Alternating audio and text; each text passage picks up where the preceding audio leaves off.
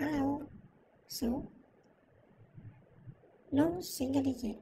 Let's start with one question only. So, macam mana kita nak solve-solvekan fx 2x tolak 5? Oh, first thing first, kita kena tahu, kita kena ubah mindset kita. Yang admit ni adalah simple. Bukan the mindset macam yang admit ni susah, kita terus ungkaikan bahawa admit ni sebenarnya adalah mudah. So, let's go.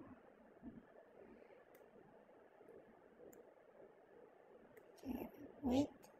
No. Okay. Fx is equal to 2x tolak 5. Itu dah selesai.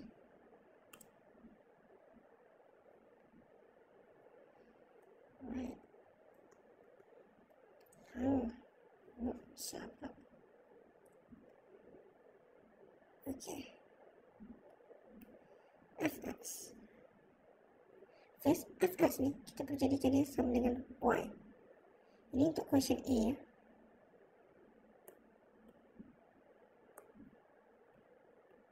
Jadikan fx ni equal to y. Jadi, that's question A. Untuk fx sama y, kita kena jadikan x ni sebagai pekal rumus. Jadi, 2x tolak 5 akan equal to y. So, kita nak bagi x ni sebagai dia punya kepala dia. So, let's go. X 2x tolak 5 pindah sana jadi tambah 5. Nice.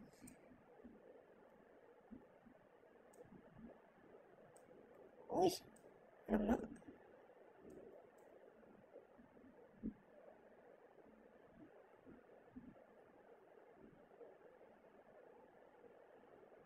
Okay. Jadi 2x hilangkan 2 macam mana? Bahagikan 2. Ini pun sebelah kiri bagi 2, kanan pun bagi 2. Maka kita akan hilangkan 2, akan tinggal x equal to y plus 5 bagi 2. So, ini dah dia punya solsang ya. Yes. So, f solsang x akan equal to y plus 5 equal to 2. And then y. Y ni kita tak boleh biarkan dalam y. Kita boleh pindahkan dalam x. So, f solsang x sama dengan x plus 5 equal to 2. So, this is the final answer. Okay. Jangan lupa.